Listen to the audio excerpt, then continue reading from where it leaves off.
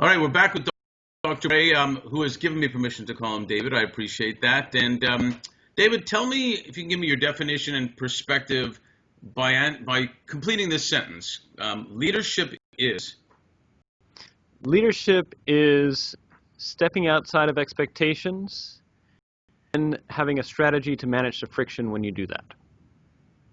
And what do I mean by that is we often confuse the difference between management and leadership. So management is when we meet expectations, and we need to do that to a degree. If we don't meet expectations, whether they're from our boss, from our peers, or our reports, we're quickly out of the job. But then leadership is when you also need to step outside of expectations, and when you do that, someone, whether it's going to be your boss, your peers, or your reports, or maybe it's the public or the Congress here in the United States, or the president, or in other countries, their leadership, they're going to be upset.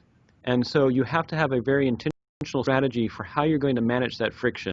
And oftentimes, I think we conflate the two, in which we're really rewarding people that are being good managers, when what we really need, because the world is changing rapidly, is we really need good leaders. And you had mentioned to me on a conversation about the story of is it Admiral Nimitz? Yes. And I'd like you to share it if you would, because I remember a partner at Deloitte telling me, if I want to be a partner, start acting like one now. Don't wait till you're a partner. Yes. Can you tell us that story? Sure. So Ensign Nimitz with the U.S. Navy, back in 1904, he was an ensign, and he ran his ship aground, the USS Decatur, in the Philippines. He was court-martialed but not drummed out of the Navy. Instead, he was assigned to submarines. And 35 years later, he was one of only 2 5-star admirals we ever had in the U.S. Navy. And I raise that because if you think about today's environment, if it was an ensign or a lieutenant commander ran his boat aground in the Philippines, you wonder how long on social media would have been firements, both on Facebook, Twitter, and other posts.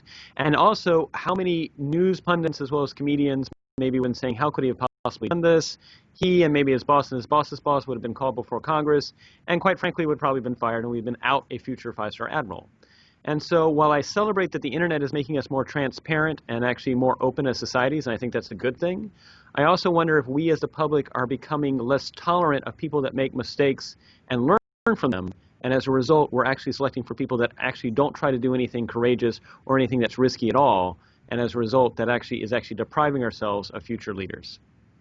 Yeah, it's a brilliant point. And I'll just add one little thing. I find with clients, the best ROI, the best return on investment on someone who's made a mistake is to absolutely, keep them.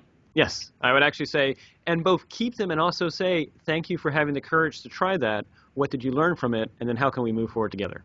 Yeah, brilliant point. Thanks. Thank you.